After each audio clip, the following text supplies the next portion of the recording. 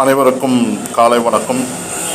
ஞான டிவியின் வாயிலாக ஒரு சில செய்தி துளிகளை பகிர இருக்கிறோம். முக்கியமான செய்தி துளிகள்.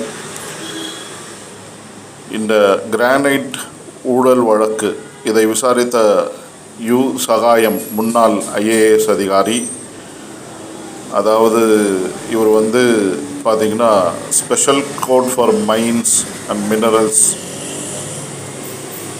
ஆக்ட் அஃபென்சஸ் மதுரையில் இருக்குது. அதில் இந்த கேஸை நடத்திக்கிட்டு இருந்தாங்க.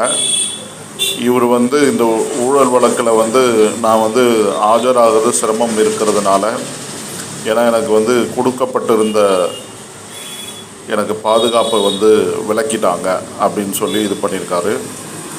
அதற்கு நம்மளுடைய DGP என்ன சொல்லியிருக்காருன்னா, அந்த நேச்சர் ஆஃப் த்ரெட்டை பொறுத்து தான் நாங்கள் செக்யூரிட்டி கொடுப்போம் அப்படின்னு சொல்லியிருக்காரு. ஆனால் இந்த சமூக ஆர்வலர் கம்பூர் செல்வராஜ் அவர் கலெக்டர் சங்கீதா அவங்களுக்கு மனு கொடுத்துருக்காங்க.